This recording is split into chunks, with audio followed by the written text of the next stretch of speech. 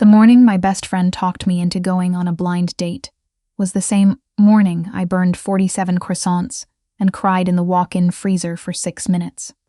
Not because of the croissants. I'd been running Petal and Flour for 3 years by then. A flour shop with a small bakery counter tucked into the back, which sounds charming and very Pinterest-worthy until you understand what it actually means. It means I wake up at 4 in the morning. It means I haven't had a full weekend off since Obama was president. It means my hands are always either dusted with flour or pricked from rose thorns. And I've stopped noticing which is which. My ex-husband had called that morning. Not to say anything important. Just to let me know he'd gotten engaged to someone named Brittany. With 2 T's, he specified as if I'd asked. Hence, the freezer, the tears, the 47 ruined croissants. You need to go out, my best friend told me when she showed up at noon with Thai takeout and an intervention face. She'd been my best friend since junior year of college.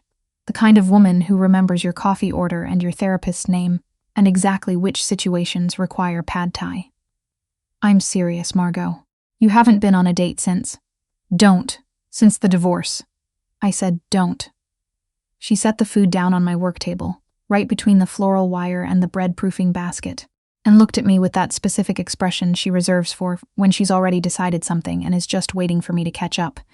My cousin's friend. He's a good guy. Normal. Works in finance, which I know sounds boring, but he's actually funny. I'm busy. Margot, you're going to be 40 in 6 years. That's not how you get people to go on dates. I'm going to keep saying things like that until you agree. I went, because the alternative was another Friday night reorganizing my refrigerator display and listening to my downstairs neighbor's television through the floor. I went because, if I'm honest, hearing about Brittany with Toots had cracked something small and mean open in my chest, and I wanted to prove to myself that I was fine, that I was past it, that I was the kind of woman who went on dates in nice restaurants and ordered wine and laughed at the right moments. The restaurant was called Ember. It was the kind of place where the menu doesn't have prices, which I'd learned recently is not a power move, it's a trap. You order the salmon and then stand at the ATM afterward feeling personally attacked. I'd been seated for 11 minutes before my date arrived. I know because I'd counted. I'd ordered sparkling water and tried to look like someone who was comfortable alone in expensive restaurants, which involves a specific kind of posture I'd been practicing in my bathroom mirror. His name was Kevin, my best friend's cousin's friend, and he walked in looking exactly like his photo, which I considered a good sign. Decent haircut. Nice watch. He smiled when he saw me, and it was a real smile, the kind that reaches the eyes, and I felt myself relax just slightly. Margot? He pulled out his chair. Sorry I'm late. Parking in this neighborhood is... Margot. The voice came from directly behind me. Low. Certain. The kind of voice that doesn't raise itself to be heard because it's never had to.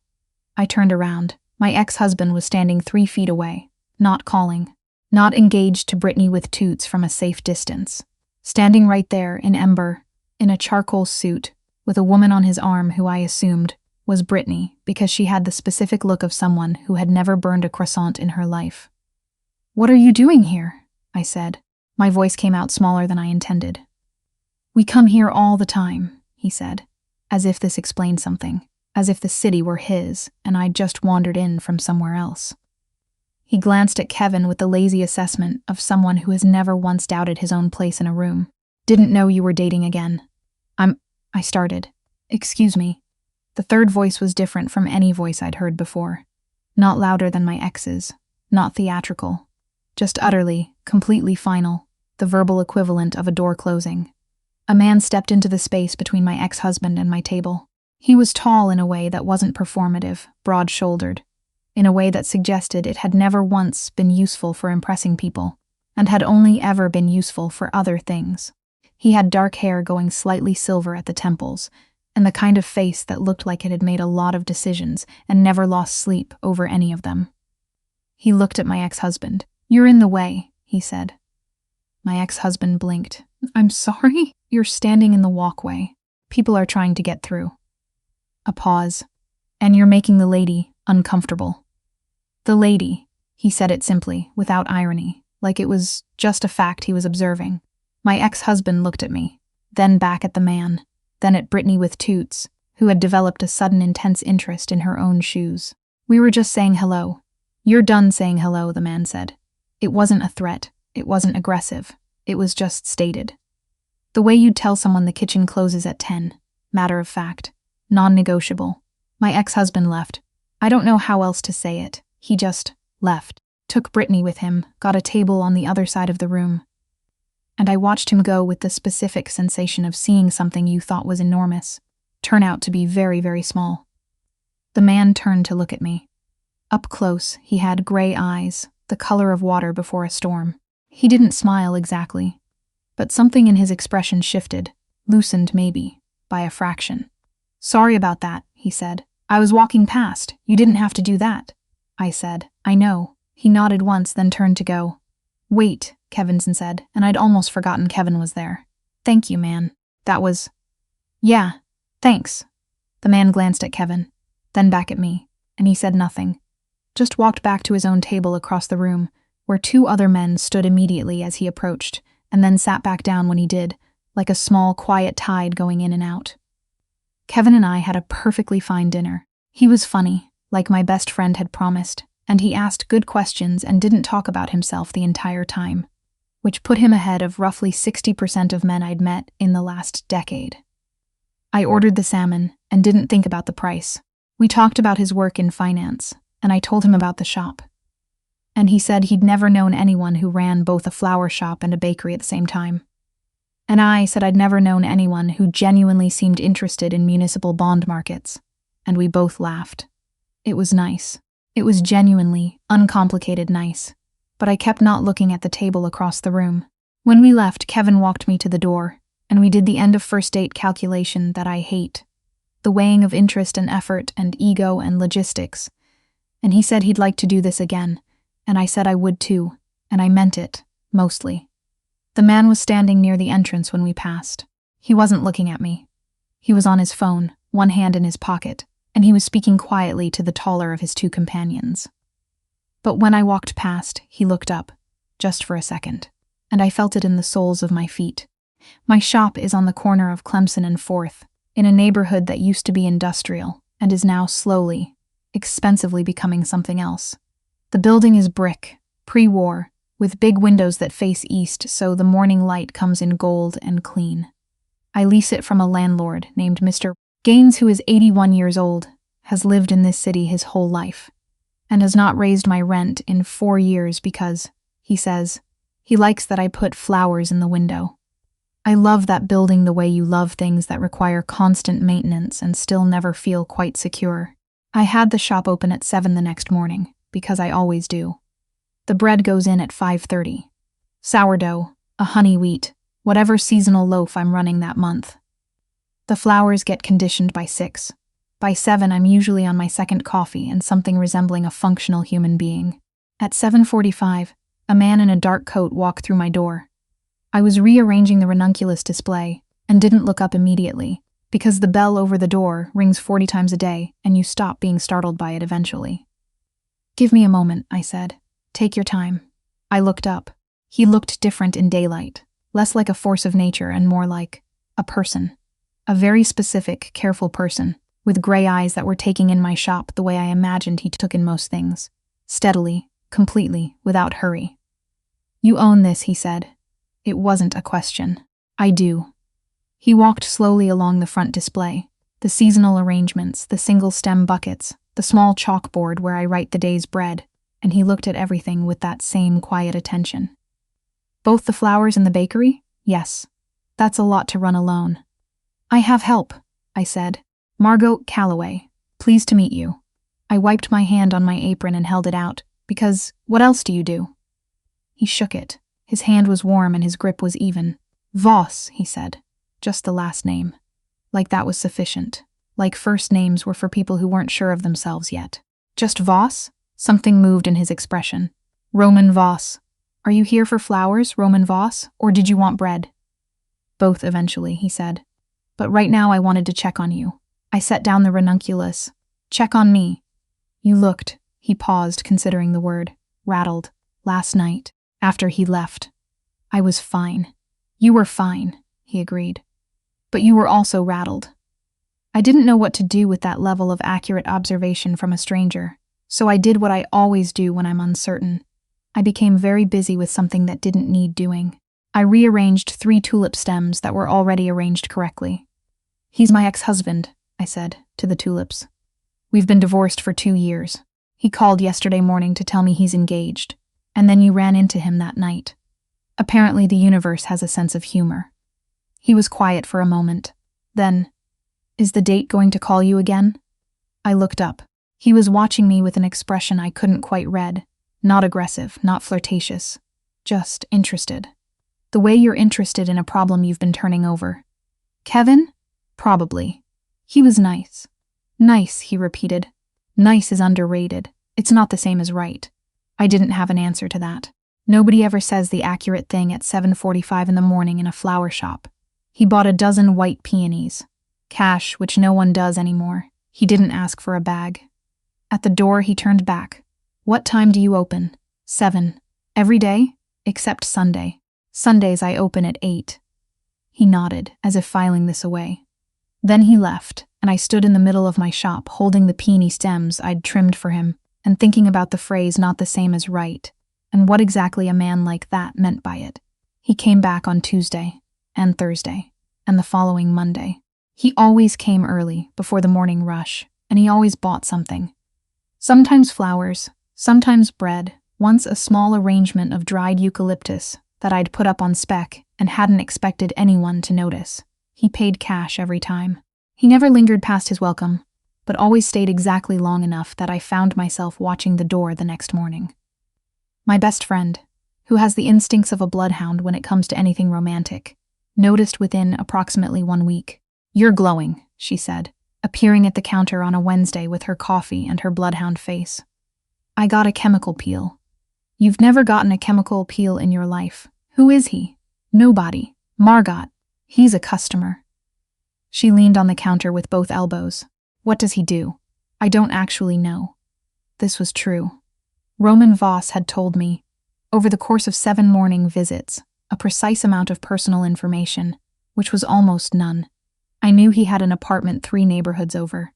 I knew he took his coffee black. I knew he'd grown up in Chicago and had opinions about deep dish pizza that he expressed with more feeling than he expressed most things. What he actually did, professionally, remained something he hadn't volunteered, and I hadn't pushed. You haven't asked? My best friend said. It hasn't come up. How does what someone does for a living not come up? We talk about other things. She looked at me for a long moment. What things? I thought about it.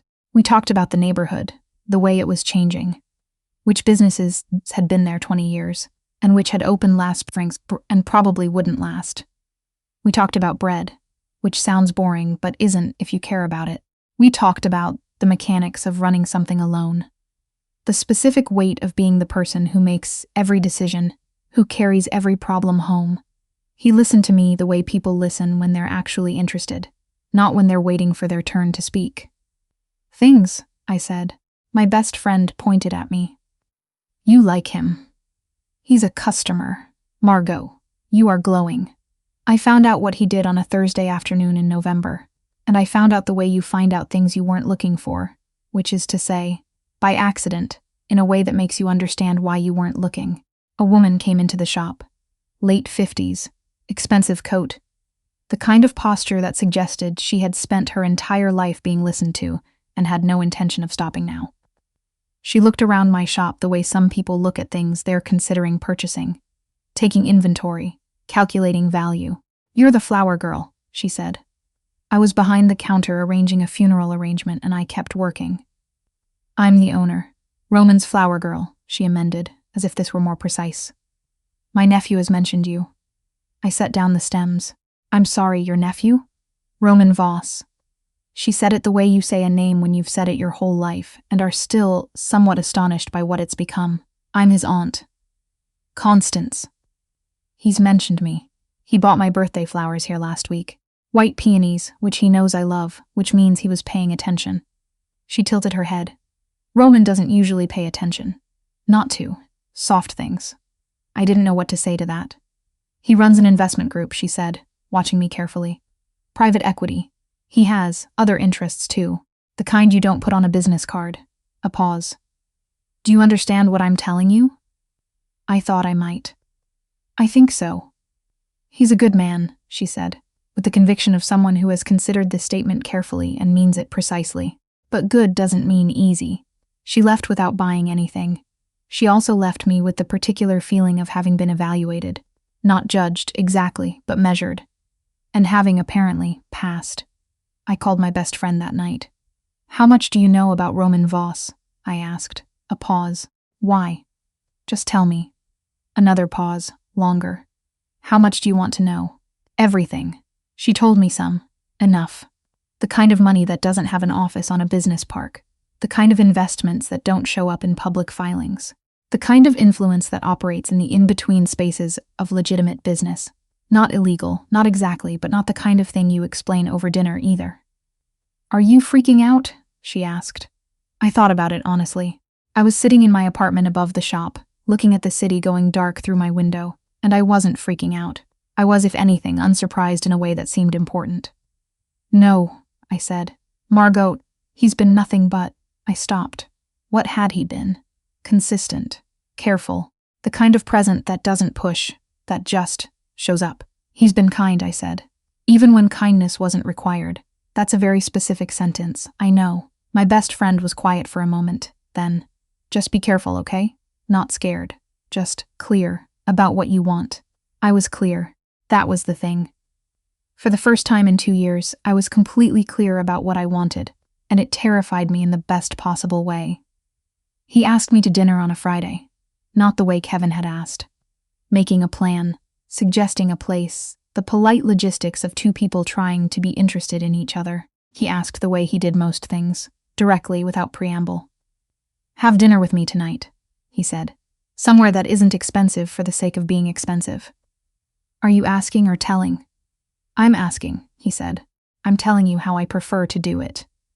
I wore a green dress I'd bought 2 years ago and not worn since. I looked at myself in the mirror for longer than I'd admit and decided I looked like exactly who I was.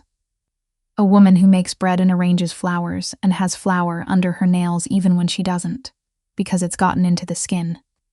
He took me to a place in my own neighborhood, small, Italian, the kind of restaurant where the owner knows everyone's name and the pasta is made that morning. Not a power restaurant. Not a room where he'd be running into anyone who mattered to him professionally. He'd chosen it carefully. I understood that. We talked for 3 hours. I can't account for all of it. Not the details, just the feeling. The way time does that thing where it stretches and contracts at once, where you look up and the restaurant is nearly empty, and you're surprised because you weren't watching the clock. I told him about the shop, about what it had taken to open it, the savings drained slowly over 2 years, the supplier relationships I'd had to build from scratch, the 3 months I'd lived on bakery leftovers because the margins weren't there yet. He listened without the particular form of sympathy that's really just pity organized into a face. He listened like it was interesting because it was. You built something real, he said. It almost didn't make it several times. That's how you know it's real. I looked at him across the table. What do you build? He held my gaze. Things that last, he said. Or I try. That's a careful answer. It's an honest one. I knew what he did. He knew that I knew. We sat with that for a moment, the way you sit with difficult things you've decided to make room for. It doesn't change this, I said. Whatever this is. No, he said. It doesn't. My ex-husband showed up at the shop 6 weeks later. Not Brittany. Just him, alone, on a Tuesday morning when the shop was quiet and I was doing the books at the counter. He'd aged, somehow, in the way people do when you stop looking at them every day. The lines a little deeper, the ease slightly strained. I heard you're seeing someone, he said. Good morning to you too. Is it true? I closed my laptop. I looked at him. This man I'd been married to for 4 years, who I'd believed in so completely, who had needed things from me that I'd never quite been able to give in the right shape, and whose absence I'd spent 2 years grieving before I understood I was grieving the marriage I'd thought I was having, rather than the one I'd actually been in. Yes, I said. It's true. Who is he? That's not your business. He put his hands in his pockets. He looked around the shop the way he used to look at it, with a complicated expression I'd always read as admiration and had later understood was something closer to unease. He'd never liked that I had something of my own. "I just want to make sure you're being careful," he said. "That someone's looking out for you." "I look out for myself," I said. "I've been doing it for a while." "Margot." "I appreciate the concern," I said. "I really, truly, deeply don't need it." He left. The bell above the door rang once as it closed behind him, and I sat in the quiet of my shop, surrounded by dahlias and fresh bread and the smell of coffee, and I felt nothing complicated at all. That was how I knew I was actually, genuinely fine. Roman was in the shop an hour later. He didn't know my ex had been there. I didn't tell him until much later, and when I did, he just nodded once with an expression I'd learned meant he was filing something away for future reference. He'd brought coffee. 2 cups. The way he'd started doing on cold mornings, the right order for each of us without being asked. "You look lighter," he said. "I feel lighter." He set my coffee on the counter and looked at me. That steady, full attention that I'd gotten used to, without ever quite getting used to it. "Good lighter or something happened lighter?" "Both," I said. "Same thing this time." He nodded. He picked up a stem of dried lavender from the bundle I was sorting and turned it over once between his fingers, the way he'd started doing, handling whatever was in reach while we talked, with the casual comfort of someone who'd gotten used to the environment. Used to being there. "I talked to my landlord yesterday," I said. "Mr. Gaines. About the lease. About buying the building." I said it out loud for the first time, to another person, and it felt enormous and real and terrifying. "He's going to retire next year. He wants to sell, and he wants to sell to someone who'll keep the building the way it is. He offered me first option." Roman set down the lavender. He was quiet for a moment. "How far away are you from making that happen? Financially?" "Far enough that it's more dream than plan. Right now. But it's what you want." "It's what I want." He looked at me for a long moment with an expression I'd slowly been learning to read, the careful, considered version of something that in another person would have been immediate. "Then we make it a plan," he said. "If you want that, that's a big we," I said carefully. "I'm aware. Roman, Margot. The same steadiness, the same patience. I'm not asking you to take anything from me. I'm saying I want to be in the room while you figure it out." I thought about what his aunt had told me. Good doesn't mean easy. I thought about 2 years of being alone and being fine with it. Genuinely fine. The real kind.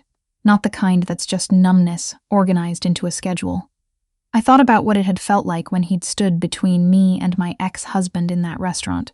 Not with aggression, but with simple, immovable presence. "I'm not asking you to take anything, just to be in the room." "Okay," I said. "Okay." He picked up the lavender again. I went back to my sorting.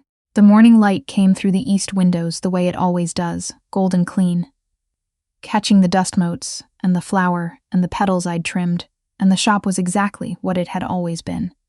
Mine entirely, with all the difficulty and love that implies. He stayed until 9, the way he usually did. And then he came back the next morning, and the one after that. The purchase went through in April.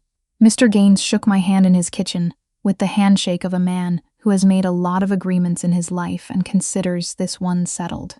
The paperwork took 6 weeks and cost me more in legal fees than I wanted to think about, and my best friend drove me to the closing and cried in the parking lot afterward, which made me cry, which made us both laugh.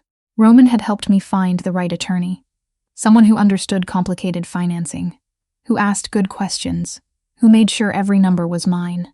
He sat with me through 2 evenings of spreadsheets. Without offering to take anything over, without suggesting he knew better, without doing the thing that people with money sometimes do, which is mistake resources for authority. He just helped me see the problem clearly so I could solve it myself. "You're going to be insufferable now," my best friend told me when it was done. "You own real estate. I own a building with a very old furnace and a 3rd-floor tenant who has 7 cats. Still." She was right. I was insufferable. I walked into the shop the morning after the closing and stood in the middle of it for a long time, feeling the middle of it falling, feeling the particular weight of the floors, the particular morning quality of the east light, the smell of bread that had been baking there since 5:30, and would continue baking there for as long as I wanted. Mine, building and business and all of it. I texted Roman. "It's done," he replied within a minute. "Told you." 2 words. That was enough. That was exactly enough. My best friend got engaged in July to her boyfriend of 3 years, in a park, in the rain, which she described as ruining her hair and being the best moment of her life, simultaneously.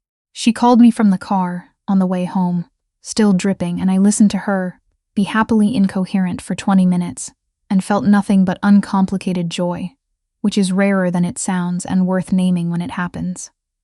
She asked me to do the flowers for the wedding. I said I'd think about it. She said she'd return every favor I'd ever done for her if I didn't. I agreed to do the flowers. The night she got engaged, Roman and I were sitting on my apartment roof.